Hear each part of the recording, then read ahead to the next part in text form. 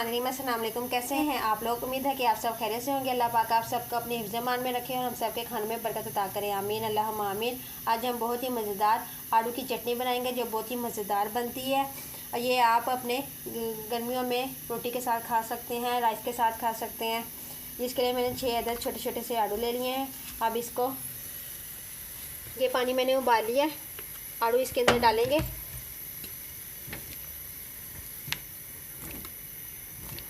आलू मैंने इसके अंदर डाल दिए। अब इसको 2-3 मिनट के लिए इसको हम उबाल लेते हैं। 2-3 मिनट हो चुके इनको उबलते हुए। अब मैं चूल्हा बंद कर देती हूँ और इनको छान लेती हूँ। अब ये देखिए मैंने इनको छान लिया और मैं इनको छिलका उतार के इनको बारीक बारीक काट लेती हूँ। आराम से छिलका उतारा है।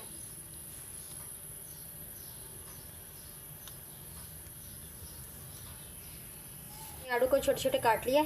अब इसके अंदर मैं 2 टेबलस्पून सफ़ेद सिरका डालूँगी, आधा कप चीनी आप अपनी मर्ज़ी से कम या ज़्यादा कर सकते हैं। अगर ज़्यादा खट्टे आलू हैं तो फिर आप पौना कप चीनी डाल सकते हैं। अब इसके अंदर ½ टीस्पून नमक, 1 टीस्पून कुटी लाल मिर्च, ½ टीस्पून ज़ीरा और ½ टीस्पून ही गरम मसाला हम पिसा हुआ डाल के अब इसको हम पकाएंगे।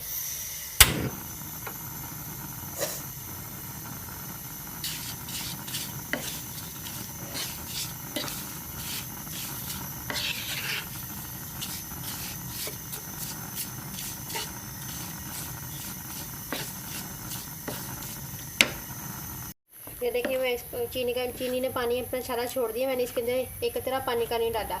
अब ये मैं इसको हल्की आग पे पका रही हूँ और साथ साथ हल्का हल्का सा मैश भी करती जा रही हूँ ताकि ये अच्छी तरह पक जाए।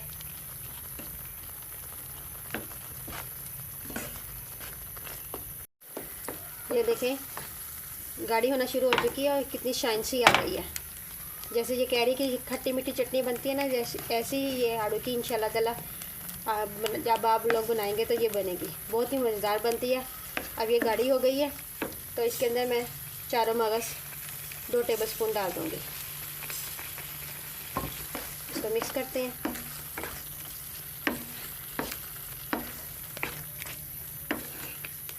और चूल्हा बंद कर लेते हैं। ये देखिए मैंने इसको निकाल लिया और इसको आपको दिखाने के लिए बाउल में निकाला है। आप इसको अपनी एयर टाइट बोतल में भर के तो इसको फ्रिज में 2 महीने के लिए रख सकते हैं, ये ख़राब नहीं होगी।